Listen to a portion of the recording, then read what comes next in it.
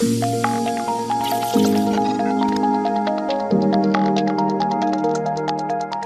Erin, thank you for doing this with me today. We got connected through Laura Marquez Garrett, who is an attorney at the Social Media Victims Law Center. So let's start though getting to know your son Avery. If you can just back up and tell us anything you want to tell us about him, any stories you want to share. I just love to get to know him.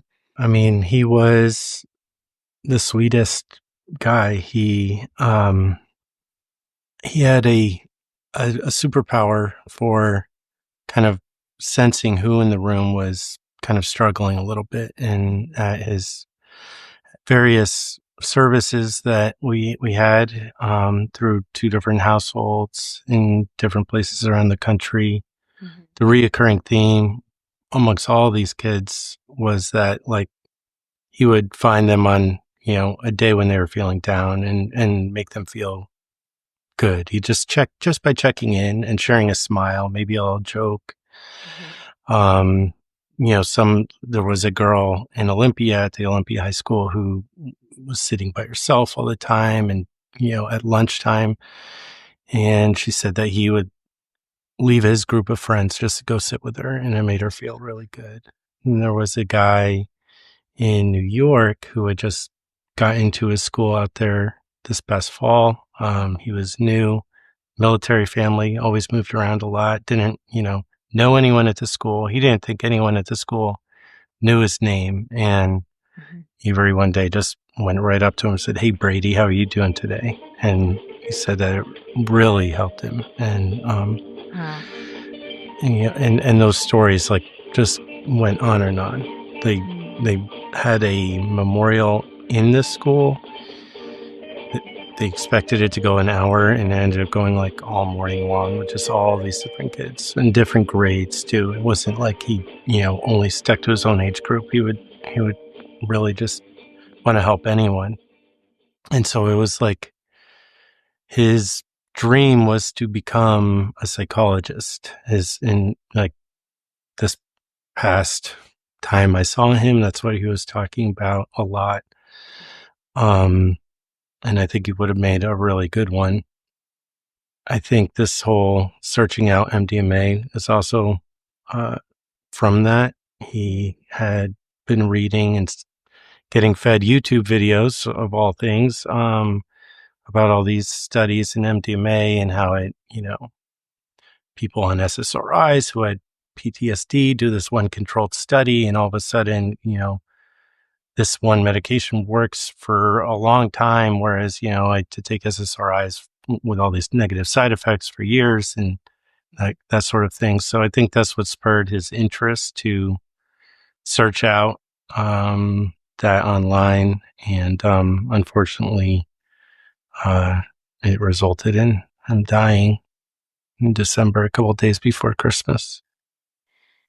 So Avery was active on Snapchat, and you knew about that, right? Yes. I did not. So social media in general was something that he only got access to within a year of this happening. Wow. Yeah, it was something 15. Yeah. Around 15. Wow. Yeah, that's late, and that's smart. Yeah. I mean, I had an awareness about, some of the dangers. I'll just say not nearly as much as I've learned in the past 2 months, which is more than I learned in 8 years of college, I think. It really shocked me to find out what is actually on there. I hadn't been on my Facebook in 10 years. I hadn't been on my LinkedIn in 10 years. And those are the only two I use. So there was really no way for me to know that, like, kids are getting fed advertisements for drugs and money scams and all this other stuff on there, that paid ads, like Meta and all these other companies. I'm sure your listeners are already well aware of this stuff. I had read The Anxious Generation when that book came out. Yeah. I had always sort of been wary about screens. I had invested in most of Avery's schooling. He went to Waldorf school, with the whole normalization about screens being really one of the main reasons to make that decision for him. It was shocking to find out that, like, all this time setting parental controls and restrictions in the Apple settings, Yeah. that there are these apps that, the reason Avery actually convinced me finally to let him use Snapchat was 10th grade. He said, I can't survive socially in high school without this. This is what all the kids are using to communicate, and I just Yeah. need this to be able to talk to friends and, be part of these group chats. And he was doing really well. Hmm. Taking things, seriously. And I feel like, and also Waldorf School, one of the things that Waldorf School does get right is that, kids develop at different paces, right? And sometimes they just take a little bit of extra time. So I Yeah. do think that Avery had some propensity for, impulse, Mm. impulse control. Hmm. Kids have to learn certain stages of development, Yep. and sometimes impulse control is something that isn't mastered in early childhood, and Right. Hmm. a lot of times not really even by late adulthood. Hmm. I. And Yep. to be giving kids access to, instant gratification of any sort, it's, the internet, and it's certainly, something that you want to see your child kind of mastering before they have access to that. And so that was, I think, when in Avery's case, just one of those things that I was aware of and hesitant about to Yeah. give him that unlimited access. I never really thought I was giving him unlimited access because of parental restrictions and yada yada yada. Just Hmm. unfortunately, I had some ignorance. A few things. So, Waldorf, I love their program. I have an interview with one of their administrators because lots of parents look for alternative schools, especially ones that are lower tech. And so, highly recommend parents just look into that program. And funny enough, it's where a lot of the tech executives have been sending their schools for the past decade or so and not giving their kids their own technology. Um, but impulse control is so my son struggles with that for sure, and he's only 7, and I can just see him when I talk to parents who've lost kids, particularly due to, like, choking challenges or something. I just see my son, and I think if he saw something that looked, like, fun like that or looked like it could get him some attention, he would be all over that kind of thing, and I can't allow him access to something that exposes him to something that could be deadly, but I'm lucky that I know this now early, and you gave Snapchat because of what all parents in all the surveys, parents give Snapchat because their kids are being left out and ostracized, and that's a really horrible feeling and a really horrible spot to be for a teenager who all they wanna do is start to separate from their family unit and start to fit in with their peers, and they can't. They cannot if they're not online. It's part of it is this problem with our I think of it as like monoculture, right? Where, you know, grade one, grade two, and that is, going back to the Waldorf, and what I appreciate about the recognition is that, I think a lot of mental illness is a result of not paying more attention to the individual as they kind of come up through different challenges that everyone's going to be facing. Yeah. Um, there's an interesting, just with autism as an example, there's an interesting school outside of Boston that does, work with autistic patients. And a lot of it is going back to like the basics of like crawling and doing, like, moving as if you're a baby, as if you're a toddler, like rolling over and Interesting. things like that. Yeah. And, part of their theory is that, sometimes kids are put into maybe like a bouncer. They don't learn cause and effect of certain things. And I think cause and effect is a big part of it in a lot of development, where kids may not fully grasp the sense of like, I'm going to do this and then this is going to happen. And, um, anyway, that school, I think they've actually graduated somebody that was, had autism to the effect that they couldn't really like communicate prior to going to it, and then they went out and like started their own school. That's what I Whoa. heard. And there's another example of this in a friend of my dad's in England started a school called Ruskin Mill, and it's working with troubled youth, people that would be in juvie, right? And they've seen a like 95% success rate of people not getting reincarcerated as opposed to like, it's like Wow. something like 30% at a straight up regular juvie in England. And their whole philosophy is just that like they like farm their own food, build their own tools to work on the farm. And like, the metaphor that I heard used was, they're metal smithing like a hammer, right? And so that really every stroke they're learning cause and effect. And Yeah. Huh. just enforcing those for kids and just giving them the chance to have balance and routine, which Mhm. a lot of times in our world is not so easily accessible. And like delayed gratification and avoiding the like quick dopamine hits of all this screen based childhood stuff. And in the regular school programs, they're using these iPads or Chromebooks starting in literally TK at 4 years old. And kids are just being trained to get dopamine from educational games, if that's even a phrase we can use. Um, and what's that's doing is damaging their dopamine receptors, and then they're no longer excited by anything, and everything is boring in real life. So instead, how about we get kids outside working on hard projects with their hands, like delaying that gratification instead of giving them virtual rewards and trophies. um, and so this is something I could talk about all day is the education program. But It is important to give some, strength, yeah, strong tools in the beginning, when we are going to hand our kids screens and stuff like that. It's yeah, balance and delaying, and that's what you did, and you thought it would be safe enough. And so, I read something that you wrote. Social media platforms have become the perfect delivery system for this increasingly lethal supply of fentanyl. The dealer who killed Avery was well known to local authorities. The Narcotics Task Force had subpoenaed his Snapchat records just 2 months before Avery's death, but like so many other parents, we found ourselves up against a system designed to shield dealers rather than save lives. Can you just talk about that a little bit more?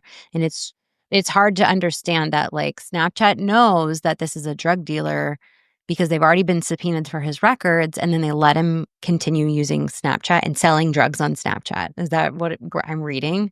Yeah, I am going to be talking about this a lot, and I'm glad that we are talking about it because it's disgusting to me that Snapchat has been accused of causing over 70% of teen fentanyl overdoses. Those drugs came from dealers that sold it to them on Snapchat. This guy, in this case, if you look at the evidence that they got at his house, it was multiple carloads of stuff that came out of there.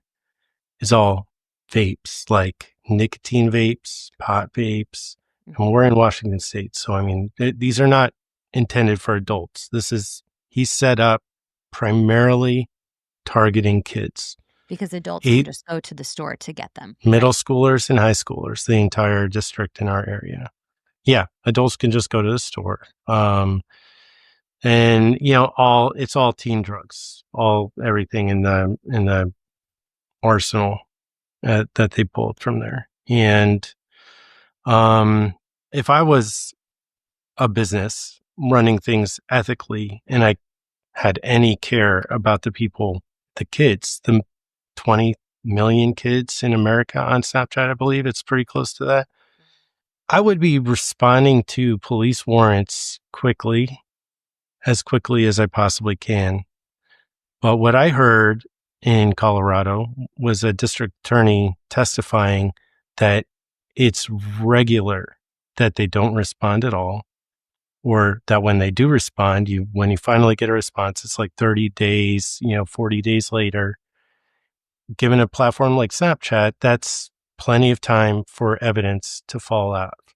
So, hypothetically speaking, one of these adult dealers dealing to kids, maybe they're trading, and this happens on it too. They're trading pictures with high school girls Mhm. for vapes, right?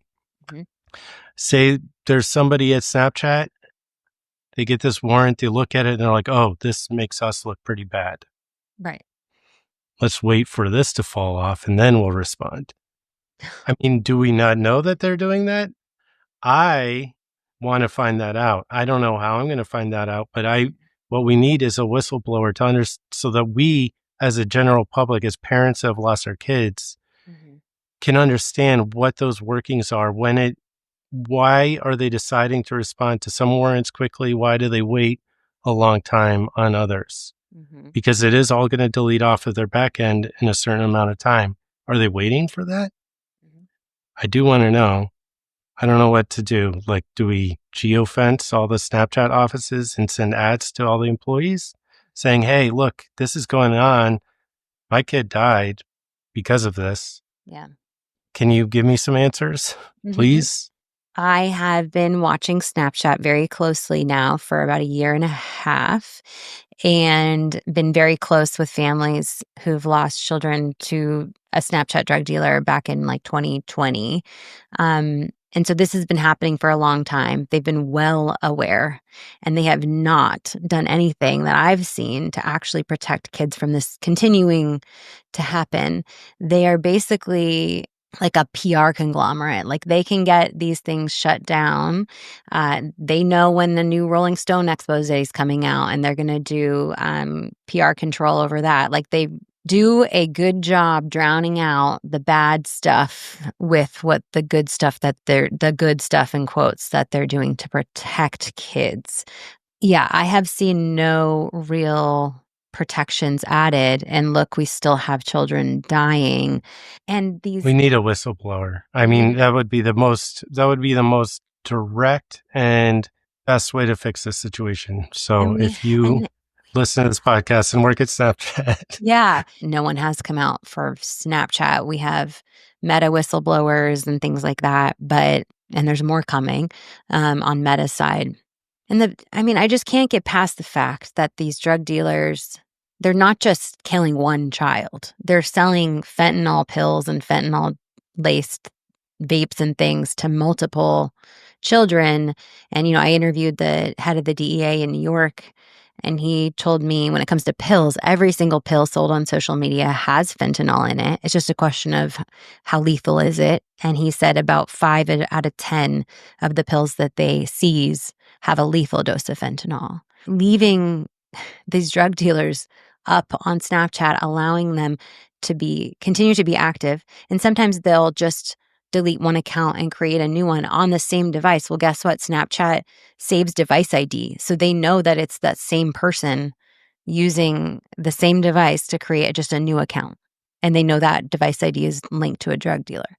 So there's a lot they could do and they're not doing. And I'm on board for exposing in any way possible this lawsuit, Neville versus Snap in LA in California, is moving forward. And I'm hopeful that we'll get to discovery soon and get to see actually what they have known and why they're not answering these subpoenas more quickly. It does make you wonder, are they just letting it yeah, disappear so that it's not on them?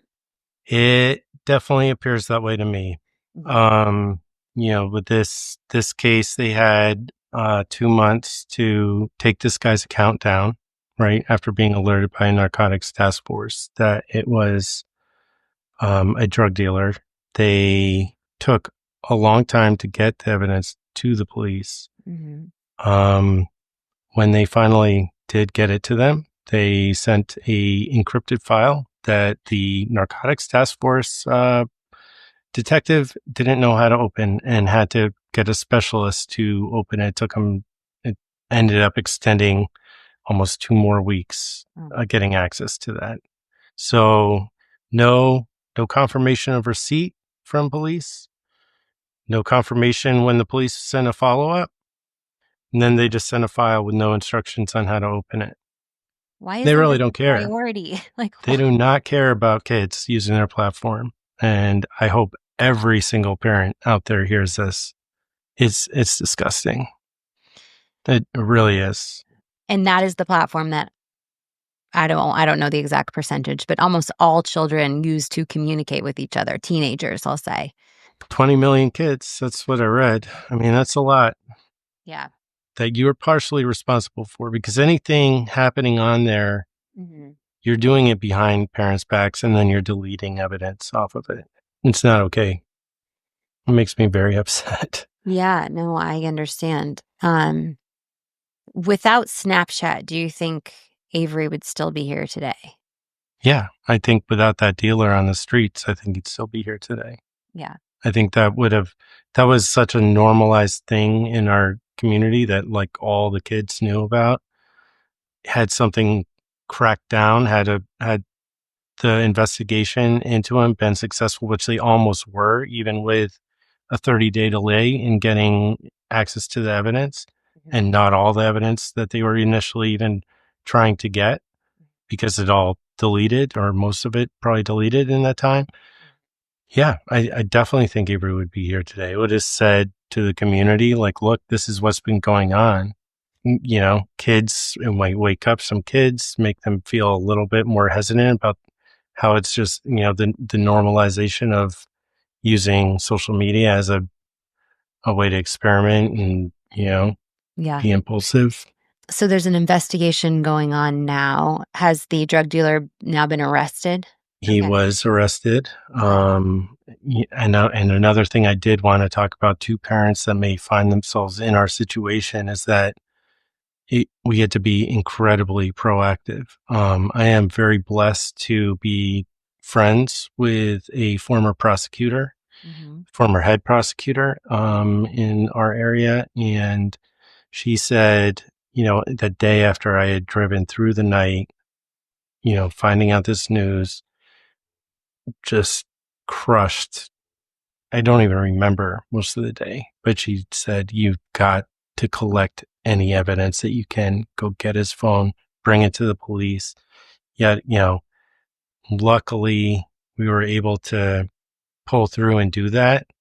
Yeah. The police were not coming to the scene of the crime to collect evidence. They were not looking for it. So I do believe that, like so many other parents that probably don't have the answers and can't tie things back to a social media dealer, like we were able to get those. So we handed that to them. The prosecutor's office recommended a very low bail, which I was upset about. And I went into the pre sentencing trial and I tried to advocate for a higher bail. Mhm. The bail for a homicide charge in Washington state, in this case, was set at $50,000. Mhm. That's low. That's like what other states had for low level offenders like 30 years ago. So, like And with don't you only have inflation, to get a bail bondsman and, like, pay a very small percentage out of pocket? Is that yes. how it works? Yeah, 10%. So, there were other charges because the he has guns, he's not supposed to have guns and all of that kind of stuff. But and so it all added up to more. But specifically looking at just a drug homicide charge, like for killing somebody, a $50,000 bail is the same as a low level possession charge for a non lethal amount would have had like 30 years ago in a state like New York State, which had the Rockefeller drug laws. And I mean, not saying that that's necessarily the correct picture of justice, but this is certainly not the Mhm. correct picture of justice what happened here. Mm. And, I'm still upset about it because then, this guy who's super well established turned around and paid off the bail the very next day. And, And then continued it's probably selling drugs to obvious. children on Snapchat. Well, now that I'm not going to be alleging, Okay. hopefully he's doing his best to clean up his act. I don't know, but, Mhm. then that would get me in some legal trouble. But I do not believe that he, should be out right now. I do think that he was Okay. a danger to the community and kids. Didn't Avery, like, ask about the lethality or the strength of the drug he was sold and he didn't get a response from the drug dealer. Is that right? That's right. Yeah, in the Snapchat log that the police recovered off of the phone, he asked, how many hits is that? How many, how many doses? Because he's trying to figure out how to do it safely.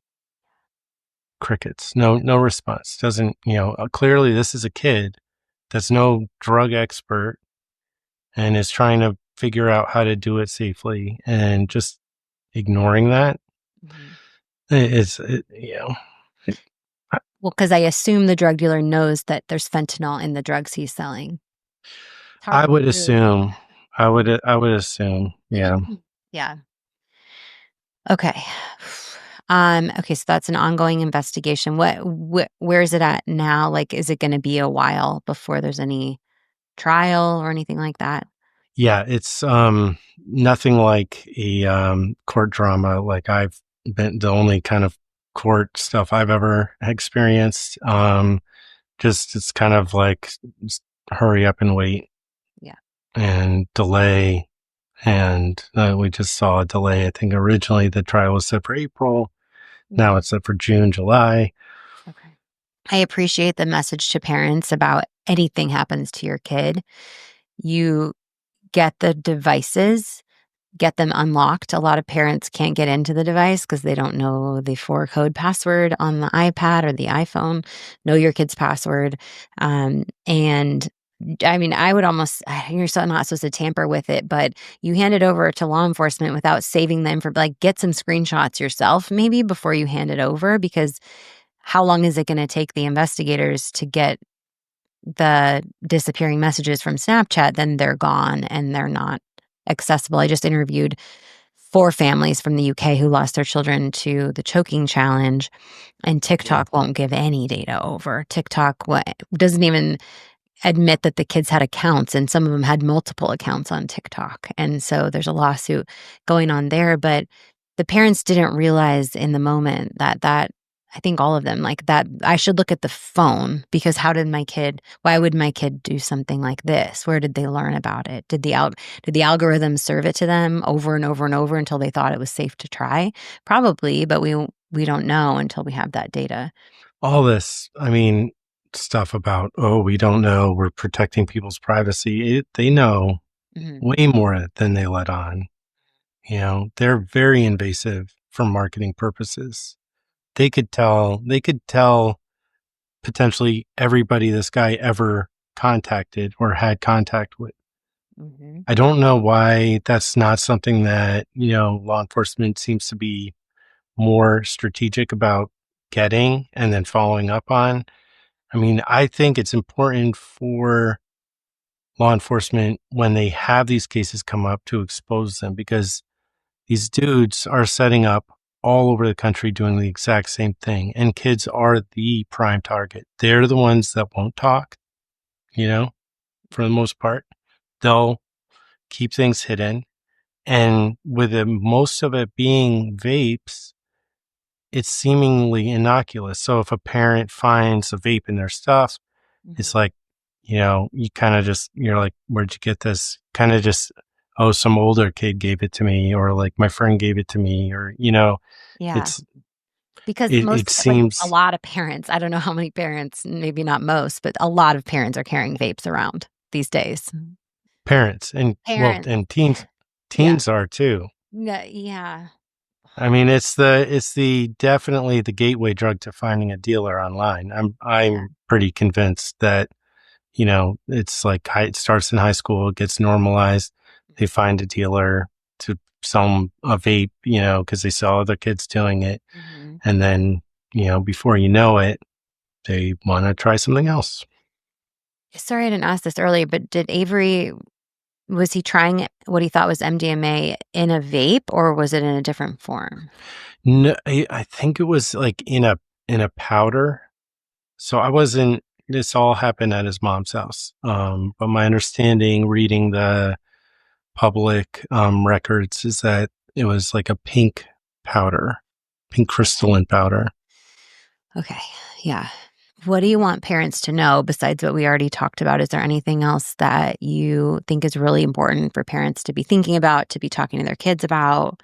I mean, I think, focus first and foremost on what you have control over, because you don't have control over devices. Like, don't even trick yourself for a second that you do, because kids will outsmart you with them. Mhm. I found myself outsmarted with a lot of my restrictions and, parental controls that I was setting up.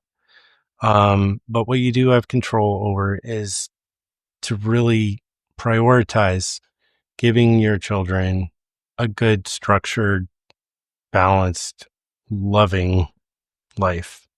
Mhm. And I think kids, especially nowadays with phones and, parents also getting distracted by phones, and there's there's a lot of routine missing for kids in their lives, and it's so healthy for them. Like, they really do thrive by Yeah. having a routine.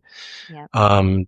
They're more relaxed, they, less anxious. And, in our age of the anxious generation, like, anything that you can do to help them feel less anxious is going to be really helpful when it comes to, potentially having chances to give in to impulse and things like that.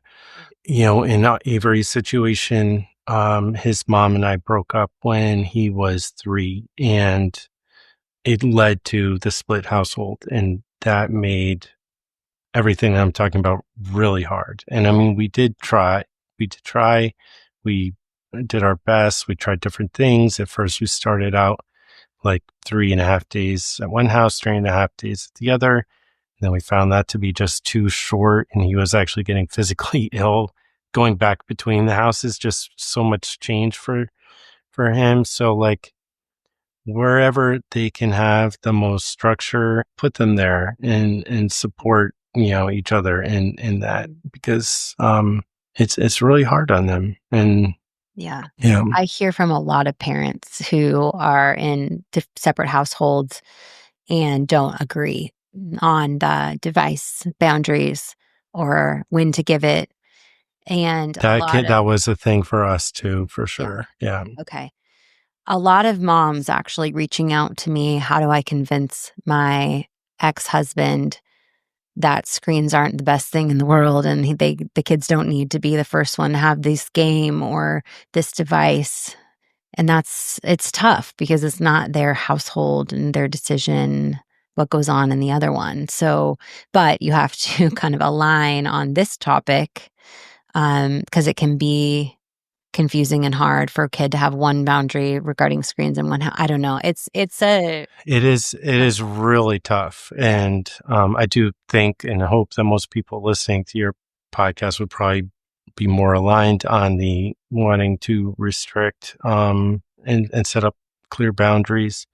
It was tough in the other household. I do actually believe that both his mom and I were pretty aligned in the no screen. And then he had some step siblings over there, and so they were the ones to first get screens from the other house. yeah. And it and again, going back to, like, certain kids are ready at certain times. Like, his older stepsister is actually very well, I think, is, pretty well balanced person, and may have been, more mature, maybe just because she's a girl, and, Mm, in terms of being ready for it a mm, little bit earlier. But then, of course, the other kids, like, it just become, they become Gollum. They see it, they get a taste, and that's all they want. oh my god. And Yeah. you do have to be, like, firm and figure out a way to introduce to your different people in your house at different times when they're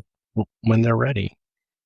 How do parents deal with, like, what do you think about if you do have a 10th grader that tells you, I can't socialize because I don't have social media? How do you hold that boundary?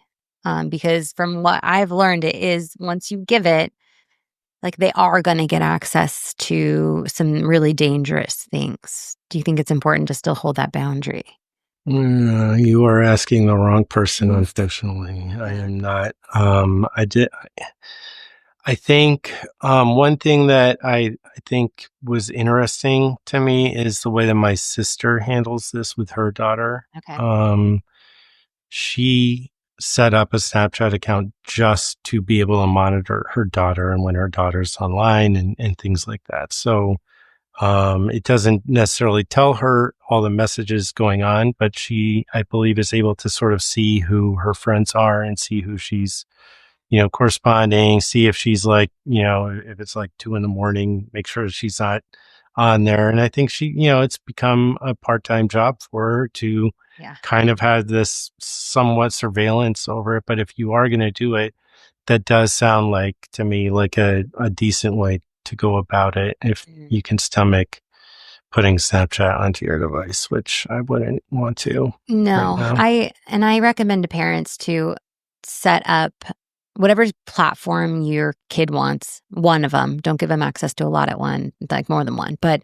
um, set up a kid's account or a teen's account their age on your own phone first and just experience it for a week or two. Like scroll through things, see who Snapchat recommends you connect with, add people that they recommend to you and see what kind of messages you get. It might be a dick pic from an adult man. Like it's just crazy the things that the platform is recommending to you. And then you'll probably be like, nope, I don't think this is safe.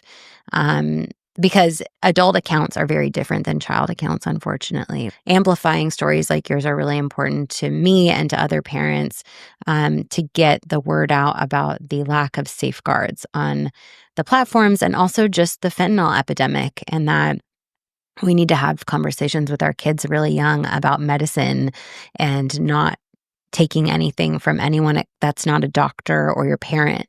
That message I'm already talking to my 4-year-old about because of stories like yours. I do think that the vape conversation for parents to have with their, Yeah. preteens Okay. is really important because it is the most common way that people will end up trying, starting to experiment nowadays.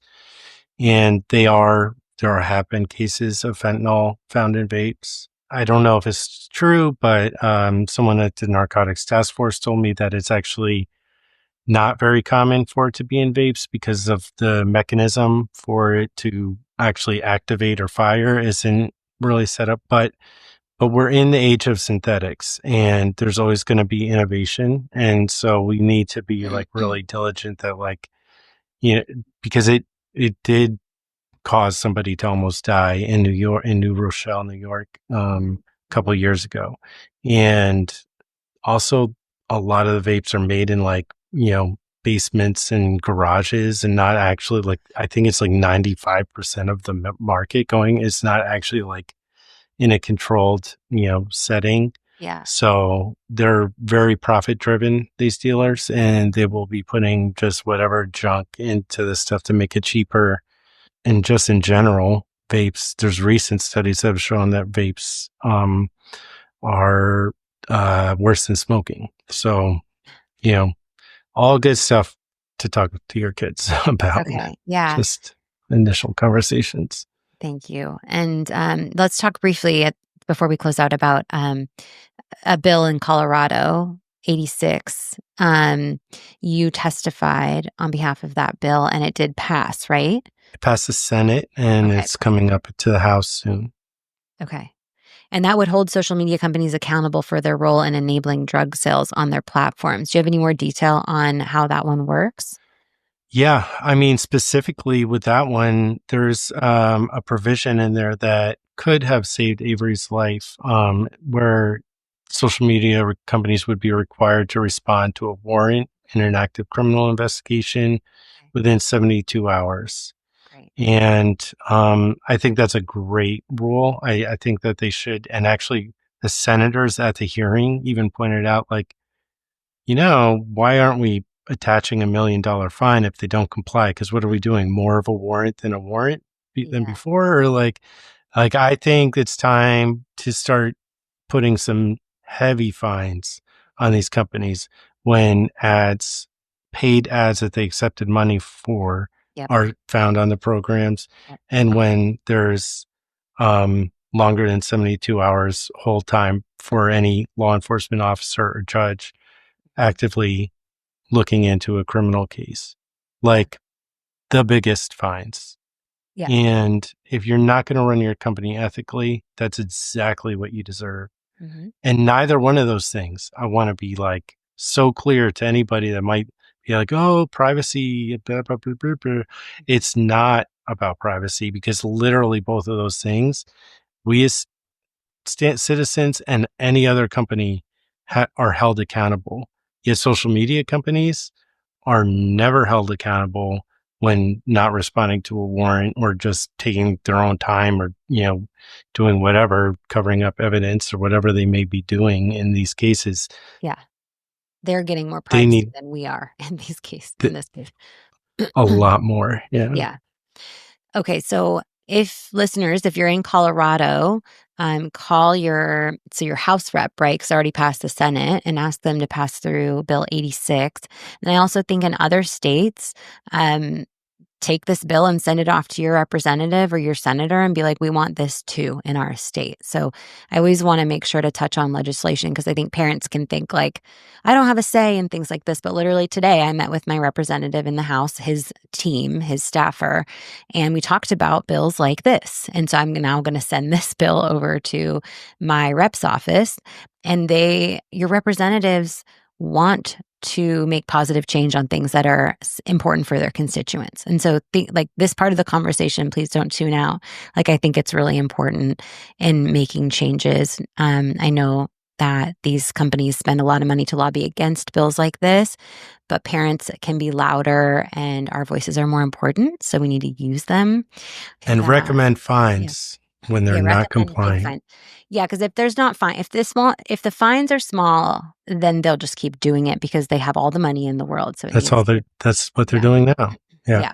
Thank you so much, Erin, for introducing us to Avery and for letting parents know about this threat, being open to sharing detail with them about how these kind of things go down because this could be anyone's story. If I've learned anything, and I shared this with you earlier, but if I have learned anything, it's that these type of things can happen in any family, in any state, in any country, and that we need to hold social media companies accountable and force them to make safer choices regarding our children. And that takes sharing these stories and amplifying the message. So, Erin, thank you so much for having the strength to share, and let's stay in touch. Thank you, Nikki. It's really thank you for everything that you're doing. This is so important and it really does mean the world to me. So thank you so much. Thank you, Erin.